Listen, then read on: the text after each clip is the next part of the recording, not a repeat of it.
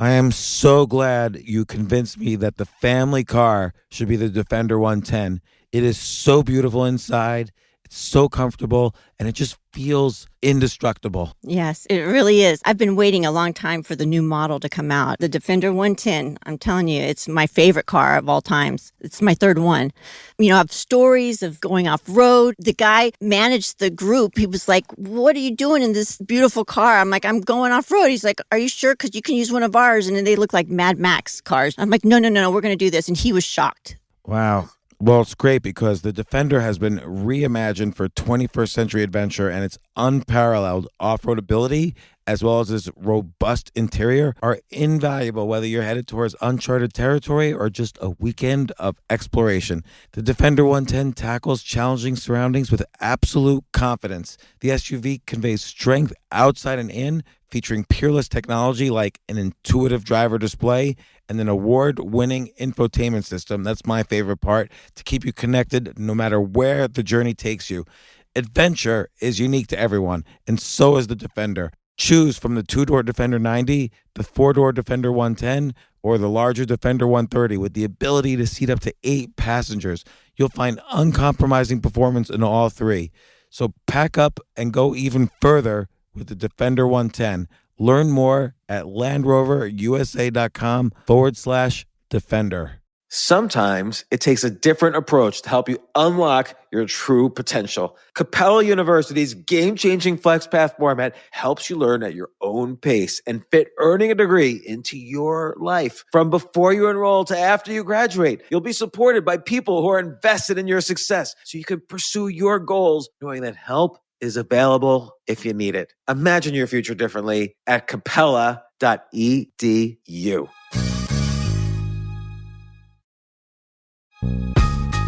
This isn't your average business podcast, and he's not your average host. This is the James Altucher Show. Today on the James Altucher Show.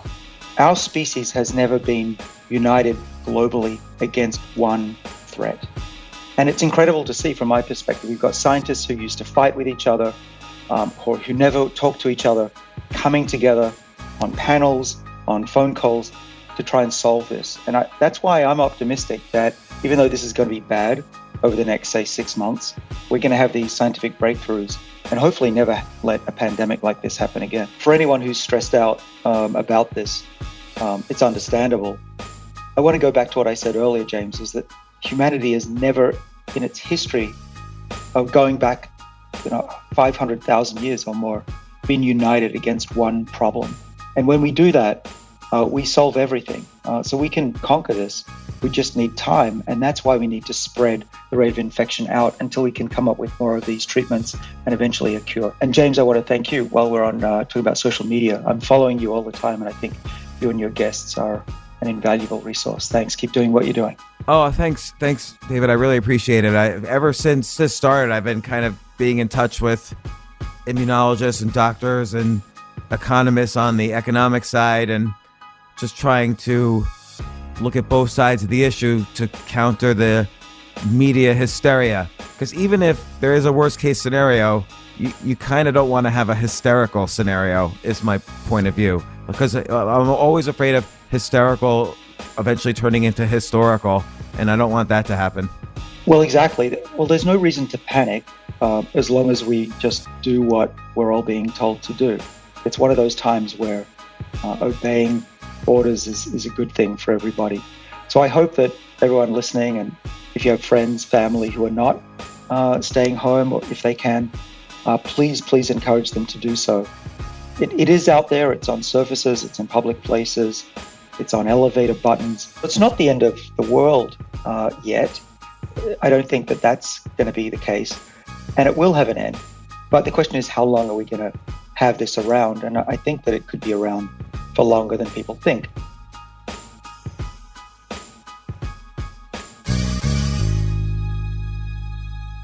So, David, what I was saying was when you showed us where you're staying, you're obviously staying in a really beautiful nature area. You're right by the ocean. I feel like with New York City, my wife and I were debating leaving New York City and because New York City is like almost like ground zero for the anxiety of this whole situation. Like you feel it minute by minute. And also, I think when you're out there in nature, you're a little disconnected in a good way from kind of the nonstop news and stresses of being in an urban area. Yeah, for sure. That's what we like. Plus, we've got three kids who are teenagers, so we need the space between us. You can Yeah. kick them out of the house and they can go for a walk. But yeah, it's the hot zone right now in New York. Hope you guys are going to be okay. Oh yeah, I mean we're totally quarantining. But let me ask you, and we don't have to include this in the podcast, but you mentioned your daughter's having a music lesson. Do you feel that goes counter to the social distancing recommendation?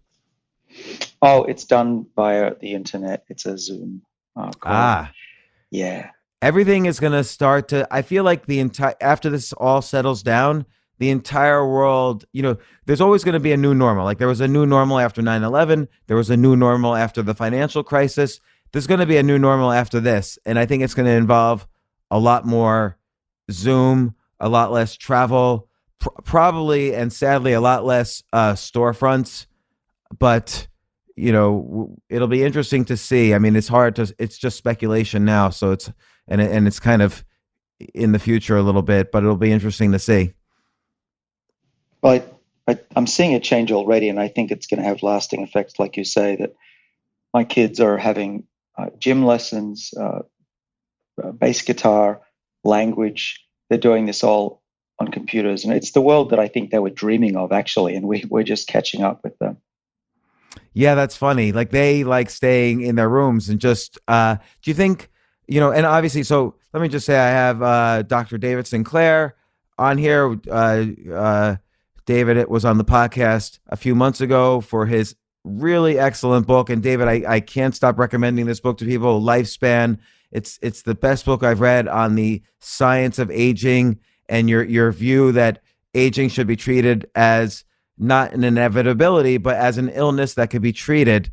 And you really you kind of discuss the cutting edge of treatment and aging, plus very specific recommendations of what we can do right now to help with our own issues with aging. And so again, thank you for coming on the podcast that time. And thanks for coming back to talk about immunity and the coronavirus. And I guess I just want to ask, first off, how are things going for you? Oh, we're totally fine. We have holed up here up in Cape Cod with the family. The only downside is that we have three teenage kids. So it's one of the reasons for being here on Cape Cod, is to give us all a bit of space. But we're fine. But my heart goes out, and I'm sure we're all thinking of the people on the front lines here, because it's not good. And but we try to do what we can here from our homes as we practice this new world of social distancing.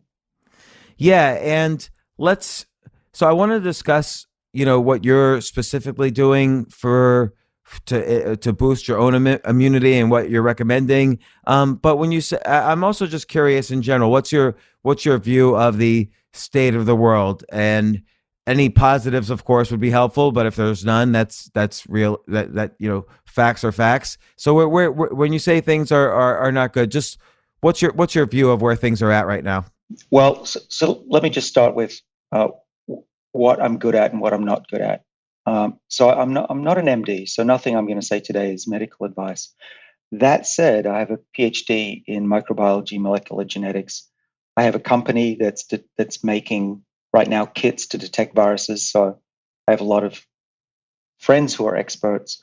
And I wrote about this coming pandemic in my book, Lifespan, because I don't just work on aging. I work on, as you know, James, the body's inbuilt defenses against diseases, and that includes infectious diseases. And so what I've been doing just for the past few weeks, and even more intensely since my lab was forced to essentially shutter probably for the next few months, if not longer, at Harvard Medical School, is to use my skills. My skills are that I have a massive network of scientists and doctors that I get information from. I can read scientific papers very quickly and figure out what's true and what's not and try and synthesize all of those. So that's what I've been doing as my contribution to this. So what have I learned? Well, there's good and bad. And David, sorry, just to interrupt, I would say that, you know, again, I would stress that you did write about pandemics in lifespan, and also part of anti-aging is boosting an immune system for these types of events, and the body being able to withstand this type of event happening to it, like a virus like this. So I would say not that you're going to write prescriptions, but that you're very familiar with the immune system and how important it is for decreasing the effects of aging. I'm certainly qualified that way. I gather a lot of information from the molecular level all the way to economics. That's how wide I am in, I guess, interest and collation of information. But yeah, you're right that the parts that I see coming together are that the age of the individual, not just the birthday candles, but the biological age of an individual is far more important. And what we've figured out in my field and in my lab is how to measure biological age. And we can do that pretty readily. I could take your blood, James, and tell you pretty accurately within a few percent error how old you are biologically, how healthy you are essentially, and when you're going to die. What's the difference between biological age and physical age? And we discussed this on the prior podcast, but I just want to repeat it here. All right. Well, because we had nothing else, we used to just count number of times the Earth had gone around the sun. It's not a very accurate measure of your health, right? So what we now do is we can measure what's called the DNA methylation clock. It's just a fancy word for measuring chemicals that change as they're added and subtracted off our genome, our DNA molecules. And by reading that code, we can plot that on a graph and say, if I took your blood, James, I might say, wow, you're 5 years younger than the average human that I measure at your age, or vice versa. And what we typically see is that animals and humans that have led an unhealthy lifestyle, obesity, smoking, these kind of things, will put you above the line, meaning that you have more DNA methylation age than an average person who has the same birthday.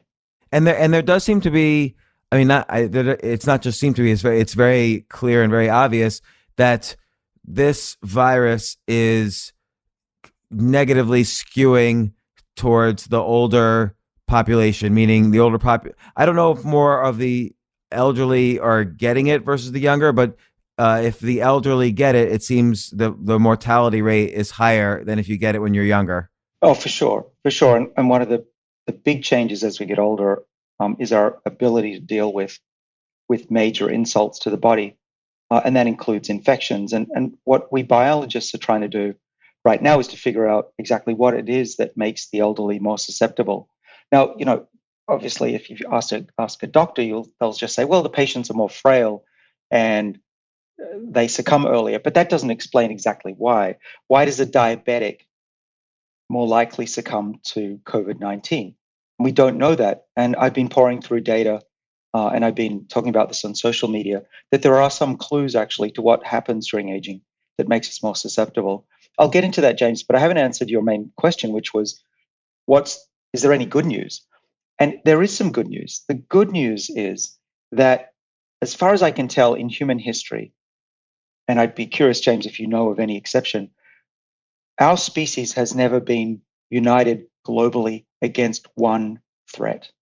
And it's incredible to see from my perspective. We've got scientists who used to fight with each other, or who never talked to each other, coming together on panels, on phone calls to try and solve this. And that's why I'm optimistic that even though this is going to be bad over the next, say, 6 months, we're going to have these scientific breakthroughs and hopefully never let a pandemic like this happen again. Yeah, it's very interesting that you bring this up because on the one hand, it doesn't seem to help us moment by moment right now. I mean, for everybody who's suffering, for everyone who's losing a job, for everyone who's sick, it's not clear that society coming together is this net positive, but I think in the future it will be seen that way. Just like 9/11, I think at least for a while, seemed to have this community effect. At least in the U.S., it brought both sides of both parties together, and a lot of countries issued support for us. I think the financial crisis, while it did affect the globe, it wasn't the same sort of thing. It was just so focused around money and fear. But this is a very real world catastrophe that is in one way or the other affecting every single person on the planet. I mean, every country essentially has cases now of this. And so, yeah, I've never seen anything like this. I do think there's dangers of two possible us versus thems out of this, which is, people, there could be people pointing the finger at China and saying, they did this to me. I lost my job because they did this. So I'm a little nervous about that. And I also see a little bit of, and this is kind of a continuing of the discussion that was happening in the election, but there's a little bit of rich versus poor. I see that kind of argument happening, and I hope that doesn't continue. But in general, I do think you're right, because now you see, people in 19 different countries are working on vaccines and cures. You have people all over you have leaders of every country talking to each other. I mean, even today there was news that Trump offered help to the leader of North Korea, and who knows how many of these discussions are for PR purposes and how much is real, but that does seem to be good news. Yeah, well, what I've been amazed by is the generosity of the Chinese scientists. We've got a new world where nations are sharing their science very rapidly within weeks, if not days. And China's been extremely generous with a lot of their data. They're very transparent, which was not a given that this would be true. And of course, they're sharing as much equipment as they can. A lot of our test kits that we have in the US and equipment on the way is coming from China. So anyone who is listening or knows somebody who's got some xenophobia, remind them that the Chinese couldn't be more helpful right now. And I've been sharing a really massive document that they put together over there from their hospitals about their experience and what they've learned that they didn't have to share with us, but they are sharing freely. David, let me ask you about this, because, and we sort of veered into this, but whenever I mention data from China, an inevitable response is, oh, why are you believing the data from China? And so for instance, right now there's something like 3,200 or 3,300 reported deaths from China. There's also obviously there was a day or two ago where there were no new reported cases in Wuhan, and everyone says, "Oh, don't believe the data from China." And the spectrum of possible theories that people have, or conspiracy theories, is that there's up to 8 million deaths in China from coronavirus. And so I'll ask you the way people are asking me, what data do you feel confident in, and why? And there's this rumor that 8 million cell phones are no longer active on the Chinese phone network, and that's how they're coming up with it. Some people are coming up with 8 million possible deaths. I don't want to spread false news or conspiracy theories, but I'm constantly being asked this because I tend to believe the data in China, simply because at this point the US is there. Like, we're talking to them. Apple has reopened their stores. I doubt these things would be happening if there's 8 million deaths. Exactly. I think there's a lot of rumors going around. It makes it worse that we're all at home. A lot of us are at home under stress and just hammering away at our computers. I don't believe those stories at all. I think that mostly what we should be doing is listening to experts, listening to scientists, and these are times when we shouldn't be focusing on hearsay. So, James, I don't think you should put a lot of stock in those kind of things. It's similar to how the rumor went around that this virus was made by Wuhan, which is complete BS. I'm a geneticist. I can read DNA. I can read RNA, which is the genetic material of the virus. This is a naturally occurring sub-life form. This is not man-made. It would have fingerprints all over it, and I don't see any. Yeah, no, I agree with you, and I think I'm gonna look for the link that shows that a lot of test kits are coming from China, and I'm interested in that document that you're sharing from China, because that's good good examples of why we should start believing China. And so uh, uh A, I want to talk about immunity, and then B, I want to talk about data. But like, what are you personally doing? So you're doing social distancing by you left Boston, I guess, and you're in a more secluded area. What are you doing in terms of either food or supplements or medicines and things like that? Mhm.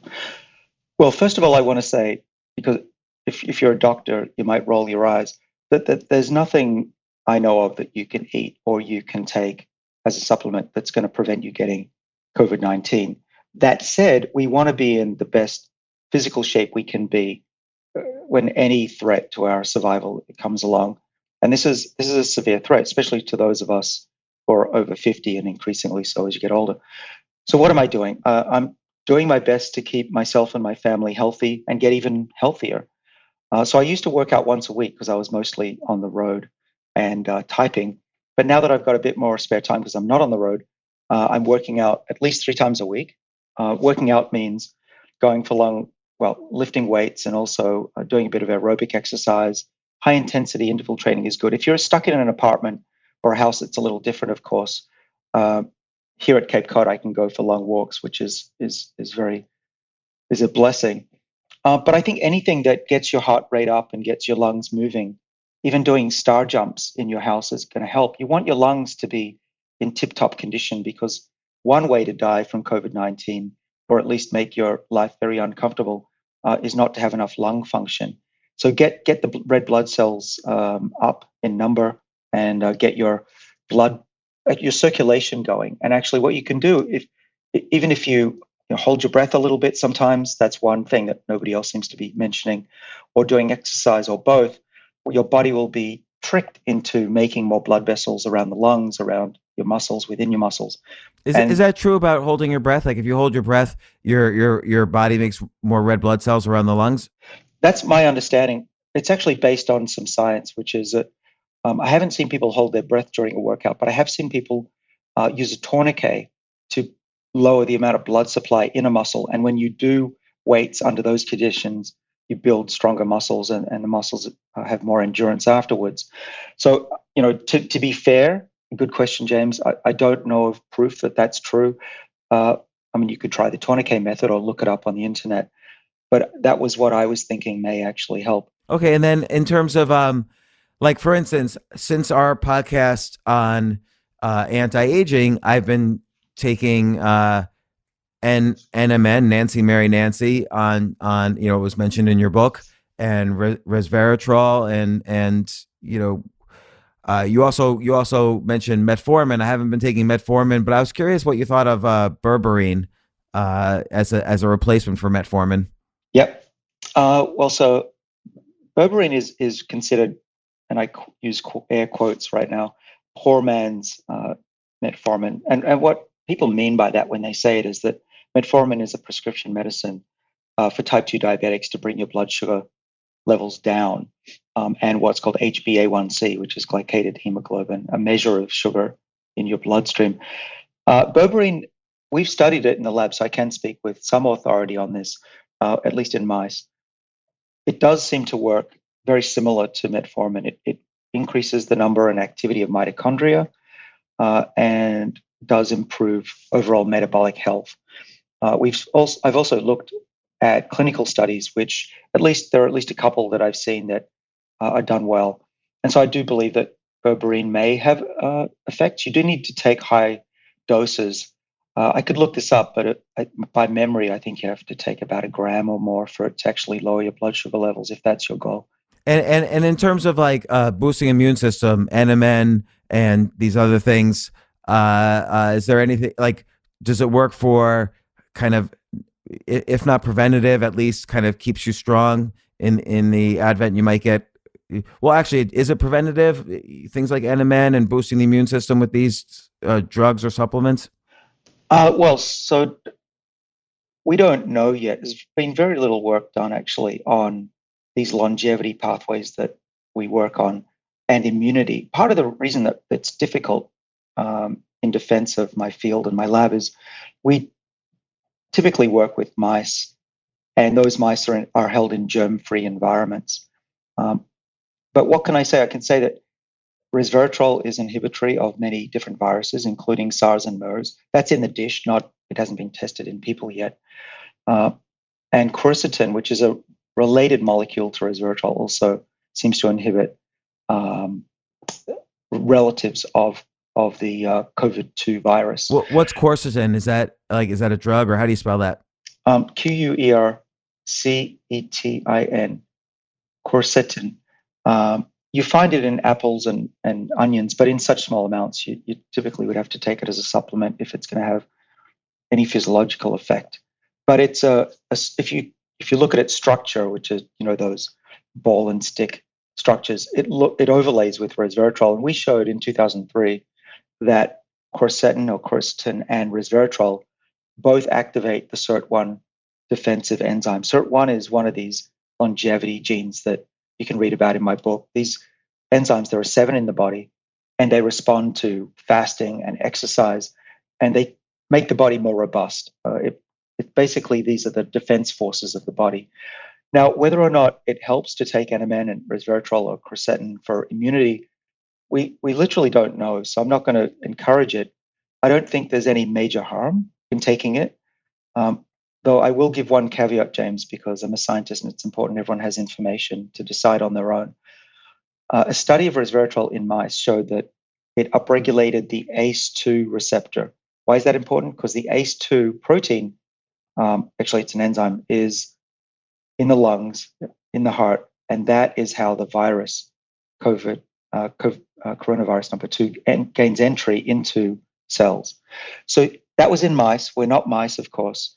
But just in an abundance of caution, if you're being exposed on the front lines to people who have infection, if it was me, I probably wouldn't be taking resveratrol, just to be sure. Go ahead. Oh, well, so what are you personally taking? Well, I'm still on my daily regimen, which is on page 304 of Lifespan. It's a gram of resveratrol with probiotic yogurt that I get from a company called Bravo. No connection to me. And then I take NMN, typically 750 milligrams or a gram, depending on how tired I feel and how much boost I need. I get a caffeine-like effect from it. I'm doing the usual stuff, which is keeping up my vitamin D, which is very important for lung function. And Rhonda Patrick, who's a former aging researcher now, I guess a healthcare pundit / expert, talks about this. So check her out. And is vitamin D? Now, obviously, you get it from being in the sun. But do supplements work in terms of getting vitamin D? Like, if someone takes supplements for a week, and their blood is tested, will they have more vitamin D in them? I can tell you from personal experience, absolutely yes. It's the way I keep my vitamin D levels in what is called the optimal range. And how much vitamin D do you take? I'd have to check the bottle. I think it is 2,000 units a day. The way I know this, James, is that, and this is a disclosure I need to make. I'm chief scientific advisor of a company called Inside Tracker, and I've made a small investment in that company about 12, 13 years ago. And they do blood testing, and so I've been on the front lines of this company. And 13 years ago, it was crazy. It was considered crazy by many to have blood tests to optimize your body. Now it's considered, especially by athletes, as something you would do normally. And I've been doing this on myself for about 11, 12 years. So I've got a whole range of over 30 different blood biomarkers, one of which is vitamin D. And so whenever my vitamin D levels were dropping low, and they do typically in winter for most people, I was able to bring that back up. But my point is, it's kind of a segue into saying, unless you measure yourself, you don't know what's working or hurting you. And often when people say, well, David, you're taking all these things, how do you know it's working? It could just be placebo. True. But unlike most people, I'm monitoring myself and I can see things change in my blood, and blood doesn't lie. Well, so this is interesting. This is related to what we were talking about earlier about biological age versus physical age. Do you think if we were to, like right now, everybody's mapping the mortality rate onto different age groups. So, okay, ages 0 to 19 look like this, 20 to 35 look like this, and so on. And again, we see in the elderly, the mortality rate is much higher. Do you think if we were to do the same kind of correlation on biological age, it would even be a stronger correlation towards people who have higher biological age have a higher mortality rate? Yeah, that's actually the case. And That so your like so like someone who's 40 who might have a biological age of like 65 because of underlying conditions or whatever, or lack of vitamin D or lack of vitamin C or whatever it is you're measuring, you know, it might even more cleanly fit this theory. Yeah, that's the case. So Inside Tracker has their own biological age estimate based on those blood biomarkers, but even that's not as accurate as these new clocks, the DNA methylation clocks I mentioned earlier. Those are very accurate. They can tell you within a year of when you're going to die if you don't change your lifestyle. Really? And that's pretty accurate. Like, can you use that? It almost seems like you can use that to figure out when insurance companies are making incorrect assumptions about lifespans. Well, I believe that insurance companies already are working on this and starting to team up with people who measure these clocks. Now, of course, I need to caveat this. It doesn't mean you're going to die on that date. You could get hit by a bus. You could get unsuspected cancer. But, the point is that it's highly, highly accurate. And this is the best predictor of your longevity. But the reason that I like the clock, even though it could be scary if you get a number that says you're older, is that we've learned that the rate of aging and this clock is malleable. And you can do things to actually change that date. And so your biological age is not your destiny. That's very important.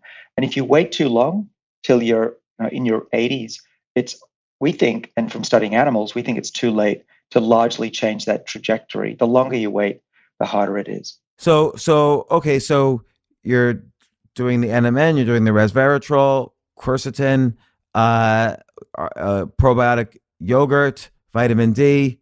What else? Yeah, the exercise. I'm also eating healthy as much as I can. The hard part that we all face now is that we've got this pantry. Probably most of us have a lot of either frozen food or cans of food. That's not as healthy, of course. So if you have access to fresh food, please have it. Please eat it.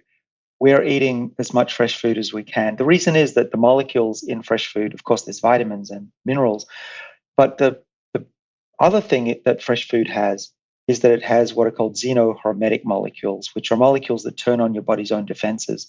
Those sirtuin enzymes that I was describing, they're turned on by molecules that plants make when those plants are stressed. So, of course, I think everyone would say eat fresh and healthy as much as you can, especially when you could be under threat from an infection like the one that's ravaging the cities. And in terms of, there's a lot of theories, and it seems to be this is a big unknown, but a lot of the virus seems to have flourished in climates, with weather similar to what the U.S. is going through right now, particularly the northern U.S., similar to the temperatures that were in Wuhan a few months ago, similar to temperatures that are in northern Italy right now. What do you think about this in terms of preventing, trying to get out of a climate that is exactly like these climates where the virus flourished? Yeah, sure. So I was reading a lot about this recently, and now it's a huge debate. Some people believe the temperature changes things, some people don't. And if you look at Australia, where they have warmer temperatures than we do right now, they're in their spring. No, they're going into fall. Sorry, they are still experiencing an exponential growth in cases. So clearly, it's not the cure. It's not going to mean that the virus will go away as we enter into summer. That said, there was a pretty good Chinese study that looked at the correlation between temperature and humidity. Now, we know from studies in animals and epidemiology that temperature and humidity make a big difference in the spread of the flu, right? So the hotter it is and the more humid it is, the better it is for us. And one of the reasons for high humidity is actually that it seems to help your lungs form that protective barrier. So it may be better actually to be in Florida than up here in New England or in New York. That said, that study that I mentioned from China said that it only brings the infectious rate down relatively slightly.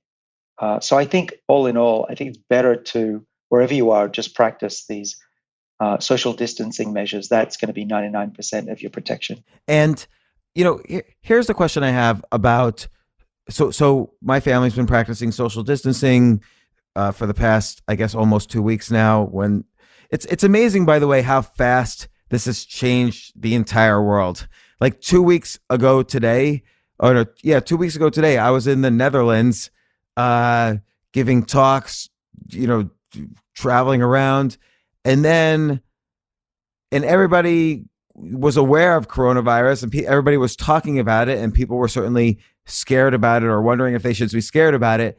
And now here we are 2 weeks later, and essentially it's like lockdown everywhere, all over the world right now, or else. And it's become kind of a scary world. But then when you look at like South Korea, which is sort of this, South Korea or even Singapore, which is are sort of these case studies in how to avoid widespread death and widespread infection. They had social distancing, but the restaurants remained open. Business continued to happen. And obviously the difference is they had massive testing. So they were able to more accurately pinpoint who was affected and who could be affected through their tracing.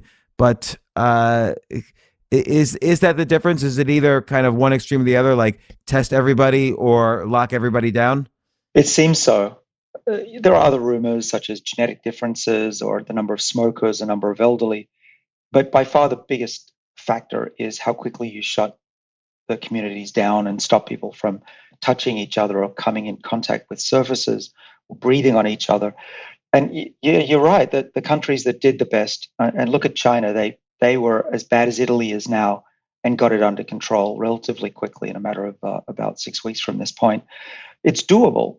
But the problem has been in Western countries that the governments just don't typically and are hesitant so far to have draconian measures. There are still people in New York, in Boston, who are going out as though nothing was any different. And that's a pretty selfish attitude in my view. We all need to be in this together. We can spread this for 4 days without even having symptoms. And bring it back to families. I mean, if you're responsible for killing your parents or your grandparents, how are you going to feel? Yeah, no, and I saw this video from, I think it was from LA yesterday, where it's just basically a bunch of like 20 or 30, young adults were playing basketball, and they're actually in a total lockdown. They're the most restrictive lockdown of any state, I think, right now. New York's going to be there as well, but. It's amazing to me how much people are not paying attention to this. I guess young people feel like, oh, they're not going to get it, so they don't care. That was the whole spring break Florida thing, but that got shut down.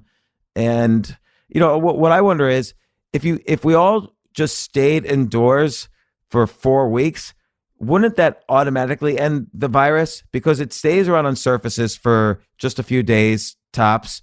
And it stays in the human body for, let's say, 3 or 4 weeks tops. So if everybody just kind of avoided everybody else for 4 weeks, wouldn't the entire virus be dead? Maybe that's a naive question, but it's a great question. If we could do that, it would work for sure. How can we do that? People will be people, and also we need to maintain these cities. Large buildings don't run by themselves. So it's impossible to do what you're suggesting, but in theory that would work.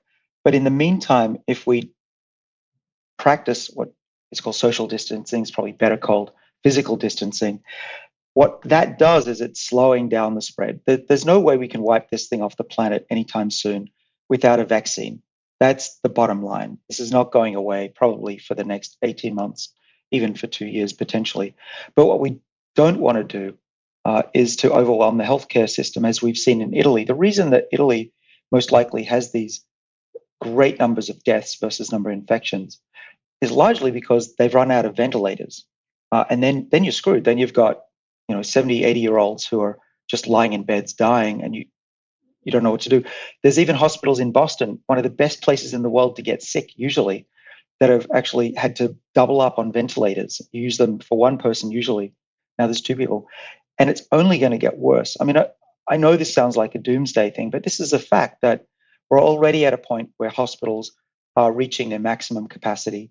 The healthcare workers are getting sick. So the doctors are going to have to stay in intensive care, and nurses are going to get sick too. That's when things go bad for a country. And that's when things could really escalate out of control. We've got to stop that. We've got to slow that down. What that does, though, is it means that the period that the virus that's going to be around is going to be for longer. But hopefully we can extend it out long enough that we get a vaccine or at least a treatment that prevents these the high rate of fatality. But please, anyone who's listening, who's young and thinks I'm Superman or Superwoman, if you don't stay indoors, you're still going to spread it. And it's just as bad as you saying I don't give a damn, as the older generation saying I don't give a damn about climate change. Right. Let's stop to take a quick break. We'll be right back.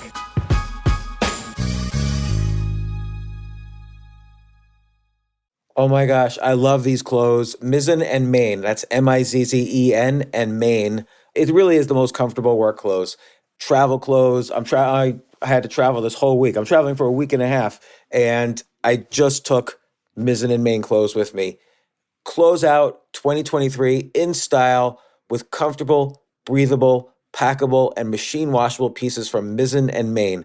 As you wrap up your year-end goals, enjoy a Mizzen and Main dress shirt that you can wear confidently. I like that they've very, very just nice, solid colors. I don't really like to get all fancy in patterns and everything, although they do have some pattern shirts, but very comfortable clothes, stretchable pants. It's just super comfortable, but they look professional, and you can wear them casually or professionally. I like some of their flannel shirts or untuck shirts. I love untuck. I never tuck in. So again, whether you're shopping for a special someone or giving yourself the gift you really want, I just buy myself gifts. Mizzen and Main is the perfect gift for any guy who works, travels, and cares about looking and feeling great. As you could tell by my many photos across the internet, I care about looking fantastic. I'm practically a model. And let's be honest, every guy loves to look great. So again, shop now at mizzenandmain.com and save 20% when you spend $130 or more using promo code James. That's promo code James at Mizzen and Main, Mizzen and Main.com.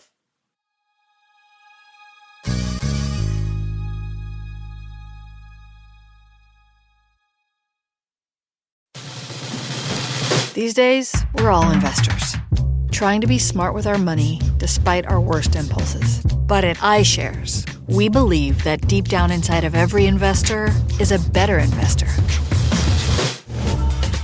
One that's just waiting to be let out. Explore iShares ETFs and insights and let your best investor out.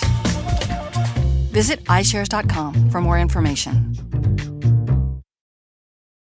You know what I love about fantasy sports is that even though I'm not going to be a great basketball player or a baseball player or a football player or whatever, I feel like I get to participate and make decisions and use my knowledge of these different leagues or these different sports to compete. So it's like I can pick my team or I can pick my favorite players, and I could use my knowledge to make predictions and maybe even make money. So with the basketball season here, you can now pick combo projections across football and basketball from the Specials League on Prize Picks. This is a league created specifically for combo projections that include two or more players from different sports or leagues. Want to play alongside some of Prize Picks' favorite players like rapper Meek Mill and comedian Andrew Schultz, who's also been a guest on this podcast, and I've been a guest on his? You can now find community plays under the promos tab of the app to view entries for some of the biggest names in the Prize Picks community each week. Look, Prize Picks even offers a reboot policy so that your entries stay in play even if one of your players gets injured.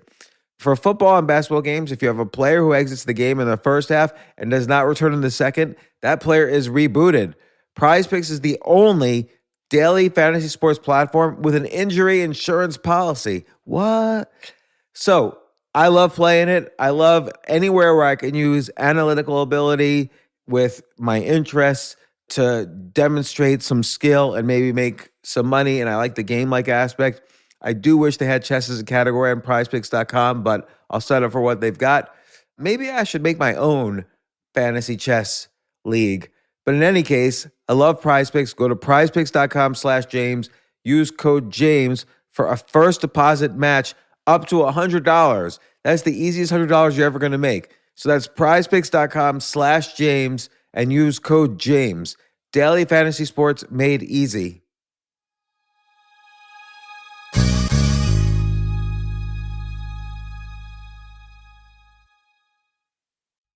But let me ask you this. Like everyone always says, flattening the curve, which is what happens with social distancing. Flattening the curve makes the pandemic last longer. Why is that? Because again, if most of us avoid getting it, and then the cases decline to zero, like they have in Wuhan or South Korea, and then we start going to work, why would we all of a sudden start getting it again? Right. Well, very few people are projecting beyond a few months, but let me do that at the risk of being wrong. I'm fine with being wrong. We cannot stay under lockdown, or we're going to be, crushed as a country or as a planet. Fortunately, so China, because they were able to lock everything down for a short time, have slowly gone back to some semblance of a quote unquote normal life. But it's let's make no mistake, life is not going back to normal anytime soon. Even in China, they're not all just partying anymore. They have to keep practicing social distancing. And I'm seeing images out of Asia, I think some from China, where just to enter a large building, you need to be pre-screened for temperature. So it's going to be like post 9/11, where we have to go back to work just to keep the world running, this country running. But there'll be still a relatively low level of coronavirus going around. The only way this thing gets extinguished is either a vaccine comes, which some people say is still 18 months away. I hope it's not. And I think that it may be sooner if the Chinese current trials will succeed. But that slow burn in our communities could spike again if we don't continue to be careful. And, it could come back to China as well. This isn't going away off the planet until at least a third, possibly 75% of us have contracted the disease or have been vaccinated. There's a lot of different, this could spawn off several different directions of questions. But the first is, what about the idea that maybe the pandemic or just like SARS sort of just drifted away? Sometimes these pandemics just end. So there was like the Asian flu in 1957 had a 3-month period, and then it just ended, and then there was a second wave about 6 months later. But isn't there a normal lifespan to these pandemics? There definitely is, and so SARS and MERS, they killed themselves because they were so fatal, and the symptoms were so strong. One of the big problems with this disease is it's got a double whammy. It is fatal, especially to older populations, but also it's got a slow burn. So you can be infectious for 4 days or more without being terribly sick. And that's what makes it so dangerous. Now, I was optimistic that it may be able to kill itself the way flu and these other diseases had. And one of the reasons that these viruses end up killing themselves or dying out is that they're always mutating, and these mutations actually hurt the virus. And actually, if you ever want to be a little bit disturbed, you can go to nextstrain.org, and they're doing a fantastic job of tracking the various mutations and variants, we call them, the strains that are going across the world in real time. And it turns out the variants that we have in the US have a few mutations different than the ones in Korea. What that tells us is that the virus is mutating, and hopefully, and in most cases with these RNA viruses, they mutate themselves to death. And I'm hopeful that that's what's going to happen. Worst case scenario, though, is that it's going to mutate and become even more lethal. And that's why I'm closely tracking the mutations and what they're potentially going to do to the pathology of this virus. And what But are you seeing also, so far in the direction that it's going? um, nothing of main concern. There are a couple of proteins that are predicted to attack red blood cells and kick the iron out of red blood cells, which, by the way, means if you're low in iron, you should definitely try to keep your iron levels normal.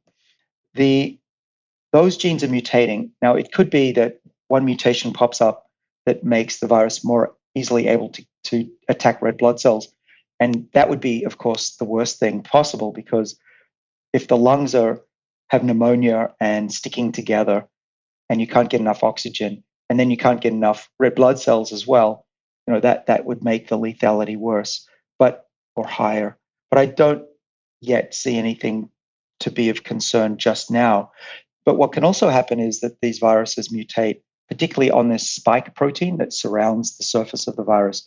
If that changes too much, the vaccines may not work. Right. So there's some question, and I think this has been a question since the beginning, which is, what is the immunity? Like, if you get this coronavirus and then you go through all the symptoms and finally you're free and clear, you're feeling better, and you no longer have it, are you not immune because it's mutating so fast? Are you largely immune? Like, what's the immunity issue after you get it? Well, I was concerned for the first few weeks of this pandemic here in the US that we might be reinfected. There was some hearsay out of China. I'm not worried anymore. I think that's the least of our worries right now, because there was a very good study in monkeys, which are very good surrogates for us, showing that monkeys who have recovered from COVID-19 infection or COVID-19 disease do not get reinfected. Even if it gets even if it mutates a little. Well, yeah. Let's see, James. I hope that that's not the case. If it is the case, what it could be is that this disease hangs around like flu and keeps recirculating across the globe. I don't think that that's likely to happen. There's very little instances of that happening. I think more likely it's going to die out, or we'll have what's called herd immunity. The problem with this virus is that we haven't seen anything like it in our bodies before, so we have no natural immunity to it, and that's why all of us will catch it if we come in contact with it. So that's the issue. The other thing that makes it particularly dangerous is that this spike protein binds very tightly to the surface of our cells. Unlike SARS and MERS, which were the first two major coronaviruses that were lethal, I should mention that coronaviruses have been with us for a long time. About a third of the common colds that we get are coronaviruses. But this particular one is pretty bad because the spike protein on the outside, it binds very tightly to a protein called ACE2, which is angiotensin converting enzyme. And that makes it very difficult to actually block that interaction. If we were trying to block that interaction with an antibody or a small molecule, it's going to be very difficult. You can't see my hands, but I'm grabbing my fist with one hand. And MERS and SARS were grabbing with their fingertips. This particular virus grabs the entire fist. Makes it very easy. What's the ACE2 enzyme do? Like, can we just get rid of it and move on? Well, mice do quite well without it. It's been one of the problems of studying this new strain, is that when viruses in general. So you can do well without it if you're a mouse. I'm not sure about a human. There are inhibitors of ACE2 which people take to lower their blood pressure, because this enzyme family is involved in blood pressure. But I don't know the answer if we can live without it. But the idea is to try and bring those levels down or block its activity so that you can slow down the infection and perhaps even have a prophylactic. Well, which starts to get into the question of, what about this research on, at first people were talking about chloroquine. Now they're talking about hydroxychloroquine mixed with a Z-Pak, and there's this kind of, I guess, study in France that's, I don't know if it's a full-fledged statistically significant study, but there was a study in France where they tried the combination of these two things, this enhanced chloroquine with a Z-Pak, and it seems to have cured 100% of the people that in the study group. Right. So it's an interesting world we're living in where we're all focused on this information and we're getting different people saying different things. I've looked at the data out of China that looked at the chloroquine and the hydroxychloroquine studies. To me, they look really promising. These are small studies. I think one had 9 people only, and they're not placebo controlled. So you can either be a glass half full or glass half full, a glass half empty, half full scientist. If typically doctors I find are glass half empty, you want to be super, super cautious. You can see the federal government is saying, don't do this until we have absolute proof. I'm the other kind of scientist. I say, if it's unlikely to hurt you and the risk is massive that you're going to die or have lasting damage to your organs, what's the downside? Come on, let's preserve life here, doctors. And so my view is that if you've got no other choice in a hospital, or if people on the front lines are coming down with this illness and we need them to work to save lives, I don't see any major harm. I know there are side effects of chloroquine long term, but in the short term, it's relatively safe. And I think that if people wanted to try it in hospitals, in my view, as a scientist, not a doctor, it's worthwhile trying. Then again, there's always risks with everything, but let's look at what's coming instead if we don't do anything. Now, to quickly jump to the French story, it seems as though the US is now not in favor of what the French were saying, which was that ibuprofen was not recommended. I think that a good solution for all of us is acetaminophen is fine as long as you don't take massive doses or have it with alcohol, which can damage your liver. Acetaminophen is not an anti-inflammatory. So let's quickly talk about anti-inflammatories because it's actually really important. One of the reasons the elderly and even middle-aged people die, even when they're looking like they're going to recover, is that you get what's called the cytokine storm. Cytokines are little proteins that cause the immune system to get hyperactivated. And there's a particular couple of them called IL-6, interleukin 6 and interleukin 1.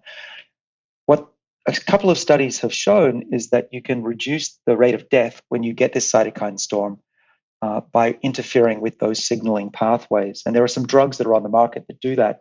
And in China, there's a drug that's called Actemra, which is approved for treating COVID-19.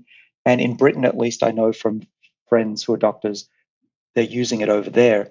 And that's really important because what happens to these patients is even though they're recovering and the viral load is coming down or not increasing, the body just goes haywire and starts attacking everything that shouldn't be attacked, including lung cells, which leads to the death of these patients. So if you want to suppress the immune system, you do it at the late stage. But before infection, you definitely don't want to be lowering your immunity. So wait, so they're using Actemra to for people who have the virus, but then sometimes it works and sometimes it doesn't. I don't understand what happened. Oh, okay. So a typical or a common course of the disease is that people will have trouble breathing. Say they're in a nursing home. This happened in Washington State.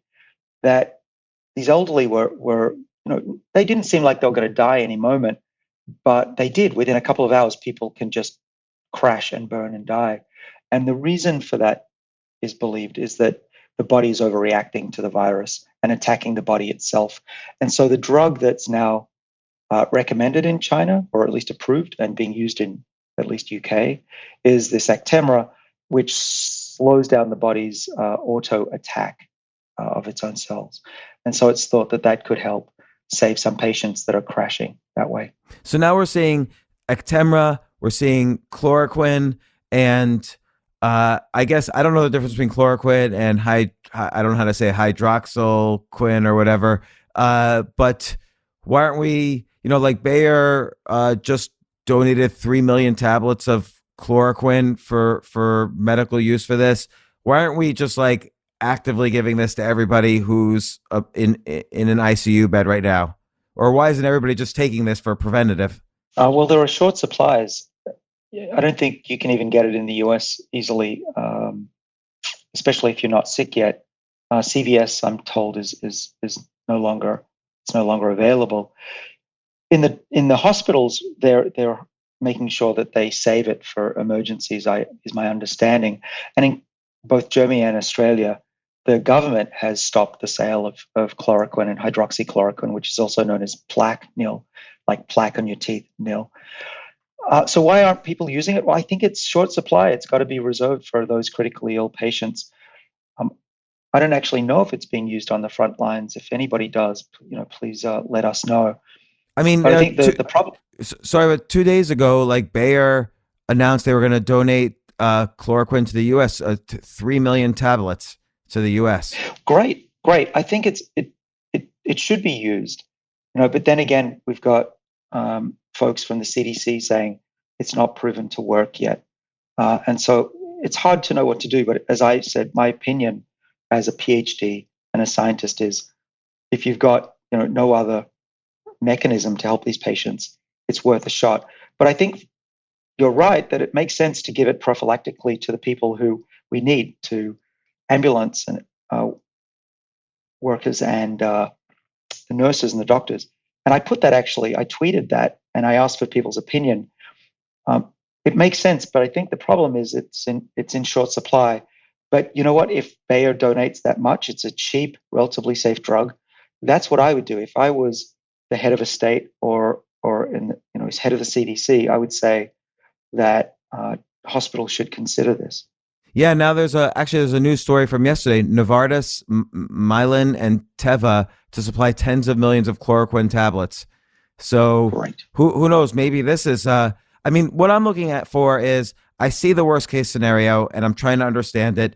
I mean, I've always kind of thought that these pandemics have a lifespan, a beginning, a middle, an end, like we saw in China, like we've seen in South Korea, and you're sort of suggesting that might not be the case. I mean, what are the odds that that's not the case in your mind?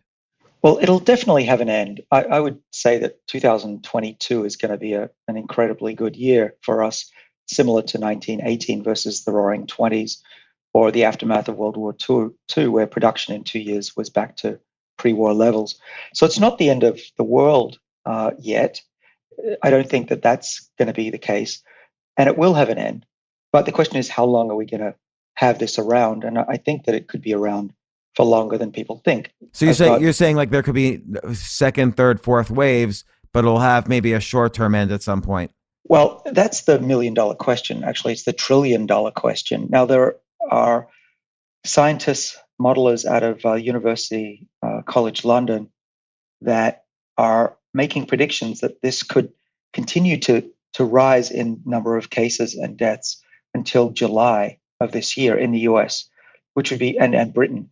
That would be particularly scary, right? Because we're seeing a doubling of cases now in the US. No, so actually doubling of deaths in the US every 3 days.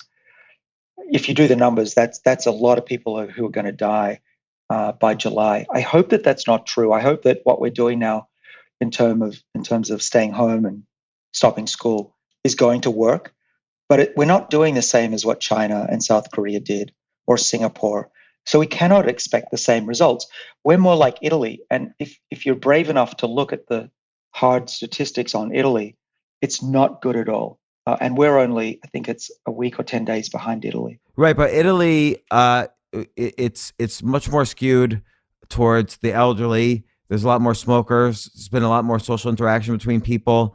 So I'm wondering if the comparison with Italy is fair. Our demographics oddly look a little bit more like South Korea. I hope you're right. But we'll see in the next few days. If you look at the numbers of people who are coming down with the disease, it's dead on to almost to the exact numbers. How many people are going to die? We could speculate. Is it 500,000, 1 million, 5 million? We don't know yet. But all I know is if this ramps up as fast as it did in Italy, and it looks like it is, our hospitals will be overwhelmed. There's no question this is going to happen in the next week or two. Right. So you take a look at like China or South Korea, where there's, China has 2 billion people. And yes, they started doing very serious lockdowns towards the end of January, early February in the Hubei province. Shanghai was shut down, Chengdu was shut down. But ultimately, out of 2 billion people, 3,000 people died, a much smaller percentage. And yes, it's because they were able to do this lockdown, but some parts of China didn't lock down.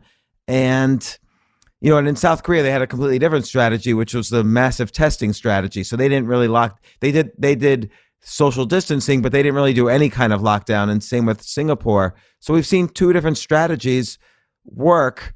And I'm wondering if actually neither strategy worked. And what simply happened was after 3 months, after 2 months, the pandemic sort of peaked. And after 3 or 4 months, it ended. Like in Italy right now, they're doing a complete lockdown for the whole country. And it doesn't seem to be slowing down the number of cases. Yeah, that's what's troubling, though. I suspect that people are still gathering in Italy. In China, you can basically have the military go down the streets and make sure people don't leave their house. You can't do that easily in Italy, though I hear that increasingly they are. Yesterday, there was some disturbing numbers out of South Korea that the numbers are spiking up again. So we should pay close attention to that, because if it's true and those numbers continue to go up, then it means that even draconian measures are not effective unless they're extreme. Yeah, I'm looking at daily new cases in Korea right now, and yes, there were new deaths, but again, the numbers are so small, it's hard to really say. So, like March 20th, there were 3 deaths, and March 21st, there were 8 deaths. So, I just wonder if these numbers signify, a whole new uprise in deaths, or it's just these numbers are so small versus a population of 40 million that it's meaningless. Yeah, that's fair. But we'll keep an eye on it, because like you say, James, we could be in a world where this dies down and we look back and think, well, it wasn't Armageddon. But it could be, what's more likely is that there will be waves of these diseases and that life will not return to normal for at least 18 months, possibly a couple of years. One thing I want to mention, though, is that these countries, their population is much more obedient. When they're told to do something, they actually do it. And one other thing I saw from Singapore is, so they've been preparing for this for over a decade Right. now. They had SARS in the early 2000s, and they have ample supplies for hospitals. They had coordinated practices. They had fire drills for their population. And I saw just recently, someone showed me that they have an app on their phones that is, by Bluetooth, they can see who they've come close to, even strangers. And then if somebody gets sick, they'll get an anonymous alert, which is fantastic, right? Why didn't we in the US prepare? We knew that this was coming. I wrote about it in my book. Bill Gates has been on the TED stage saying this. Should not have come as a surprise. So personally, I'm really disappointed that our country wasn't more prepared. I wanna add to that prestigious group that you just mentioned of you and Bill Gates, but I wrote a book in 2011, the Wall Street Journal Guide to Investing for the Apocalypse. The first chapter after the intro was pandemic. So it's like everybody kind of knew. I mean, I just read an article the other day that the CDC was aware of chloroquine and SARS and its effect on SARS. Back in 2005, they were studying this. And here we are 15 years later, questioning whether this is a good pill or not. But I kind of want to summarize some of the extremes on both the good and the bad. So one is this could mutate its way out of existence, and hopefully it has a lifespan like it did in China and in South Korea and so on, regardless of strategy. And the other thing is that perhaps in warmer weather, it does seem that it kind of flourished in colder, drier weather. And as you mentioned, maybe in hotter, humid weather, it might not flourish. We don't know yet for sure. The other is that, there might be the chloroquine, which might be a good, useful, either preventative or medicine for it. And now these pharma companies are going to deliver 10 million tablets of it. And then there's potential treatments that seem to be working in studies, whether it's Actemra or this study that came out of France.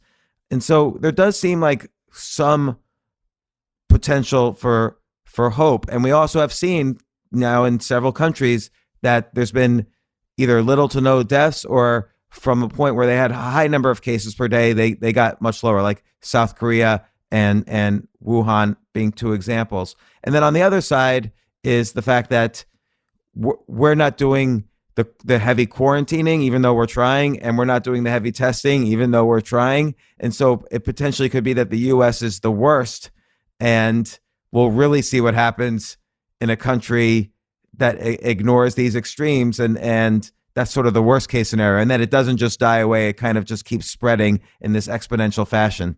Yeah, that's a good summary. But for anyone who's stressed out about this, it's understandable. I want to go back to what I said earlier, James, is that humanity has never in its history of going back, 500,000 years or more, been united against one problem. And when we do that, we solve everything. So we can conquer this. We just need time. And that's why we need to spread the rate of infection out until we can come up with more of these treatments and eventually a cure. Yeah, and then also I want to mention some things that you've tweeted about. So you mentioned that perhaps drinking hot liquids is good as a preventative. Like the virus doesn't like hot liquids, so having teas or soup or whatever could help you. Yeah, so I do drink hot tea throughout the day. The virus is pretty easy to kill. Actually, it's one of the good things about it. It's enveloped in a membrane, which you can destroy with a bit of soap, a bit of detergent, or high temperature, or some alcohol. If you have pure alcohol, you can spray it. It'll just disintegrate that way. And so drinking hot teas is a way to ensure that what you're drinking isn't contaminated, but also potentially it could kill any virus that has landed. I'm not sure about that, but that's the thought. Plus, if I drink hot drinks during the day, I'm actually quite happy skipping breakfast and even having a tiny lunch or no lunch at all. And as we talked about before, James, intermittent fasting or restricted time feeding is actually helpful to boost the body's defenses against long-term diseases, chronic diseases, and I think as well as infections like what may be coming for us. Now, if you were to predict, and I know, again, you're a scientist, so you can't fully predict. So maybe I can throw up a scenario that you could give me some odds of. But given that chloroquine seems to have been looked at for 20 or so years in this area, and that China's had some studies, France has had some studies, apparently 10 million tablets or more are being donated to the U.S. Also, given the fact that we've seen in other countries, regardless of their strategy, we've seen ultimately, at least in this wave, a decline in cases. It seems like there's a reasonable chance we could beat this, particularly since even though the U.S. isn't fully complying in the way that, let's say, Wuhan did on social distancing, when I see video of Times Square right now, it's empty. So on a weekend in New York City, Times Square is empty. So there's some degree of social distance, and every restaurant and store is closed down in New York, California, and many other states. There is some degree of social distancing that's happening that must have some effect. And so given all these things, it seems like that's good news versus the worst case scenario. Oh, for sure. If we hadn't done anything, it's scary to even do the calculations, what could have happened. So we've done a lot of good. Is it enough to prevent the hospitals getting overwhelmed, which is really the question here? I'm not sure. We're at capacity now in major cities. So we're on a very fine line. And that's why every day I look at the numbers and I have experts send me graphs to see whether the rate of increase is still going up exponentially or if it's starting to taper off, which would be the first good sign. There is some good news out of Lombardy. Just today, though it could be noise in the data, looks like the rate of increase is not as high as the day before. If that continues, then Lombardy and Italy may have peaked, and that bodes well for us because they're a model for what's going to happen here. And so what, finally, what data do you look at? Because it's not really helpful to look at the number of new cases, because as testing strategies change, that's going to affect the number of new cases. But I don't know. I'm just. What data would you look at on a daily basis to kind of see what's happening? Well, it's all a little bit fuzzy, like you say, because it's dependent on the number of kits that they have available, and the death rate depends on a number of different factors that may be different between countries. I'm looking at the same kind of numbers that everyone else is looking at, which is number of deaths, number of new cases per day, cases over deaths. These numbers are good. What I'm also looking at, which others may not be, is the careful modeling of epidemiology. That UCL group that I mentioned in London are the world's experts in this, so I pay attention to what they say. And then also there's an interesting mode of gathering data. So Dr. Peter Attia, Attia, is conducting social media surveys and using back calculations. He thinks that he'll be able to calculate more accurately the spread of the virus around the US. So I've been retweeting his surveys about in various cities and across the country, how many of us know someone who has COVID-19. And putting all of that together, if you synthesize all of that, you get some sense for what's happening in the US and across the planet. But of course, it's not perfect for the reasons you stated earlier. Yeah, and also testing hasn't been perfect. Like, so I posed a similar question that Peter posed, and I got hundreds of responses. And a lot of people think they know somebody or think that they themselves either have it or had it, but zero of these, or maybe one out of the hundreds, said they were tested positive for it. And even then, it's kind of always unclear. Yeah, it's a mess. The number of people who have it is probably 20 up to 50 times more than the number of diagnoses at this point. I've unwittingly become a distributor for equipment and COVID coronavirus 2 tests. So what I can tell you in that position is that the US, many companies and hospitals are desperate. They are running low, almost out of these tests. They're rationing them. So we're not like South Korea. We're not like Singapore. We're not like the UAE, where anybody who needs a test gets tested, even if that's what you're hearing on the news. We are way short on tests. Now, we are building up supplies. In fact, China is sending millions of tests to the US right now. Thank China again for that.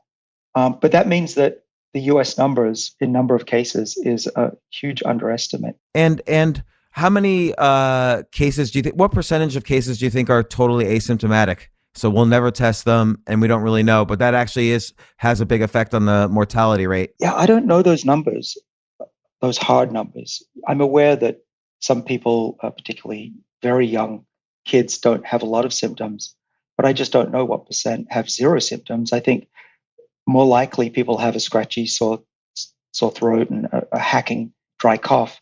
And maybe that's considered not having symptoms. I'm not sure. All right. So, and then I guess if you were to have chloroquine in your medicine cabinet, would you take it every day right now? Not every day. I'd save it for if I came down with the virus, especially at the first sign of the disease, which, as I said, starts with a dry hacking cough. And it has to be dry. If it's wet, it's probably just a common cold. Right. But yeah, if it's a runny nose, if you've got a runny nose, don't panic. That's almost certainly just regular cold. But if I got that hacking cough, if I was finding it hard to breathe, if I had a fever, then I'd definitely start taking it and immediately consult a doctor. And what about, are there, so chloroquine's prescription, are there like, I don't know how to pronounce it, quinine, are there herbal or over-the-counter supplements that act a little bit like chloroquine? Well, I'm unaware of anything. I would love if somebody could inform us about that. I've got a lot of information about herbal teas from China, from doctors actually who are using them and claiming that there are benefits. But because it's herbal teas and it's not from someone that I know well, I'm not posting that information. I don't want to contaminate, the internet with information that's not verified. And I think that's an important point, an aside, which is, if you're not an expert and you haven't verified something, it's better not to spread that information. And then finally, David, I don't want to take up too much of your time, but in terms of the data you're looking at, what numbers specifically, like which country and what numbers and what data set would make you feel a little better about what's going on, and what would make you feel a lot worse if you saw, like, just like what specifically right now today are you looking at? Like you mentioned the number of deaths in Italy, you mentioned the number of deaths in South Korea. Yeah, I'm monitoring all of those actually, and so I've got, as I mentioned, an expert who's running those numbers every day. I wake up to these graphs and I look at them. There are a whole variety. I'm just now looking at my email for what kind of things he's showing. Um, these are typically the rates of hospitalizations, the rates of death, and the number of new cases. Those are those main numbers actually. And the last subject line that I got from my analyst, he said, "quote not the best set of graphs I've sent, to put it mildly." And that was his analysis of um, the state of the world today. Um, he does a lot of calculations. So, for instance, he plots graphs of the number of tests performed on people versus the number of positive cases to give you an idea of the spread.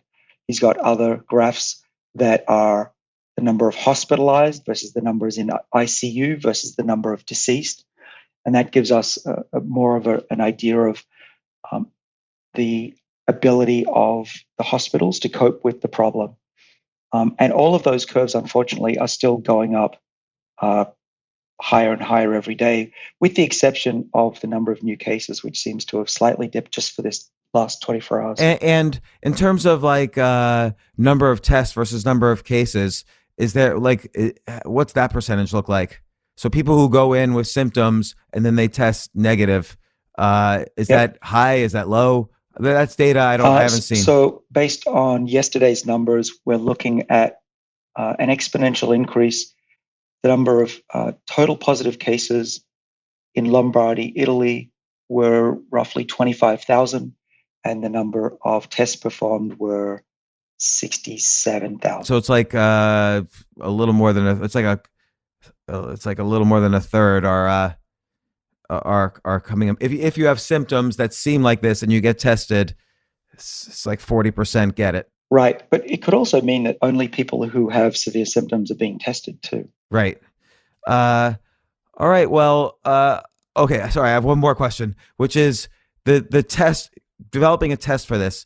I know they're doing a lot of stuff with the swabs and things like that, but what about blood tests where you take a sample of the blood and you look for the antibodies, because won't antibodies develop right away if someone has even asymptomatic the disease? That's true. Not right away, but it takes a few days for the B cells to go crazy.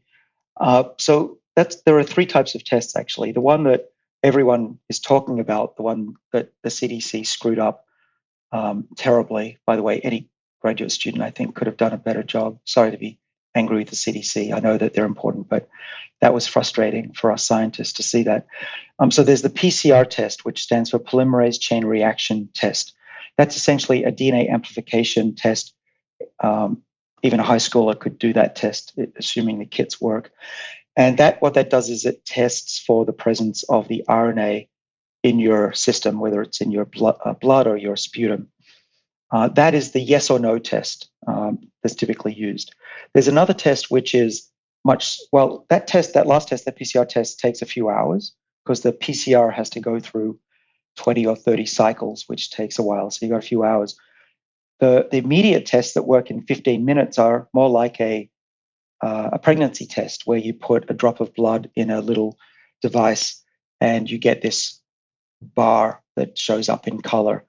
I know those kits, just by chance, I happen to have one here at home. Those are detecting the antibodies that are produced in the bloodstream. Those are not always accurate. Actually, when I looked at these tests, they were about 90% sensitive. So it doesn't prove that you don't have it, but a positive is typically a firm positive. And then the third type of test, which is the most informative but the slowest, is to sequence all of the DNA in the blood or the sputum to look for all of the pathogens that you might have.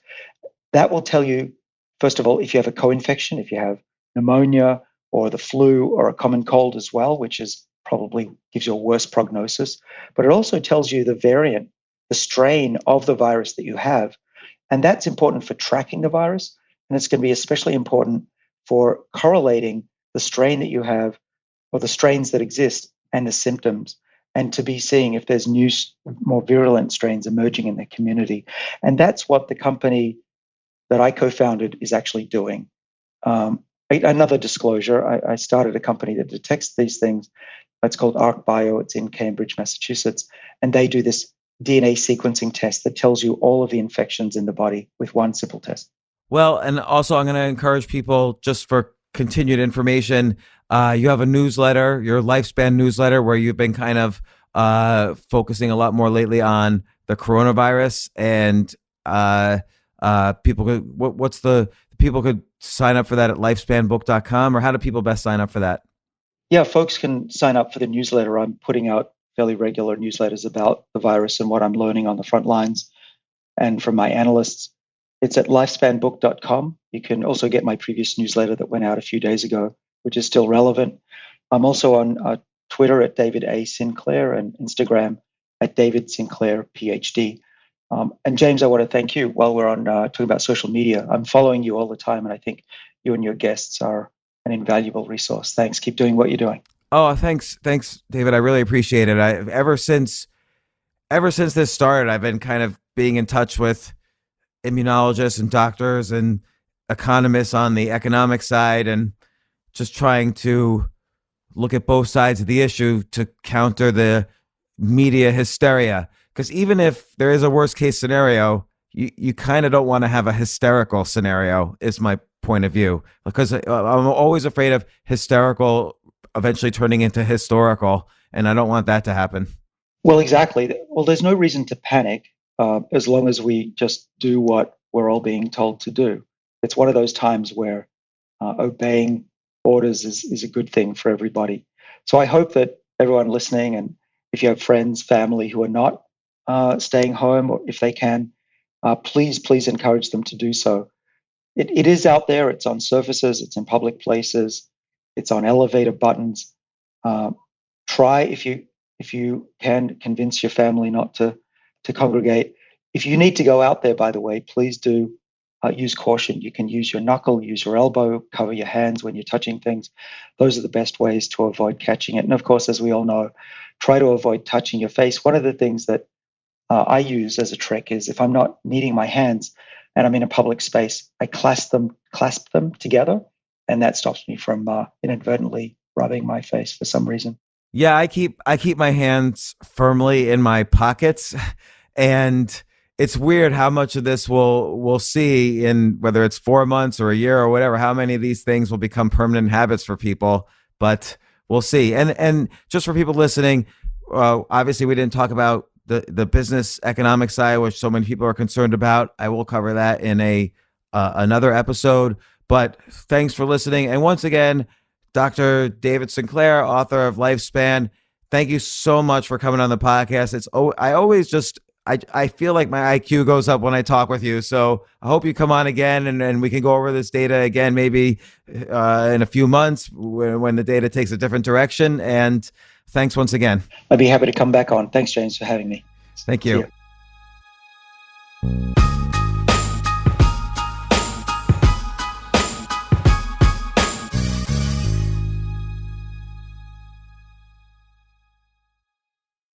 Did you know that franchise owners are more likely to start a successful business than entrepreneurs who go it alone? Neighborly offers 19 premier brands with services that repair, maintain, and enhance homes. With Neighborly, you'll get the business model, marketing resources, and corporate support you need to pursue a rewarding future. Learn more about joining over 5,000 Neighborly franchises by downloading your free guide at go.nbly.com/podcast.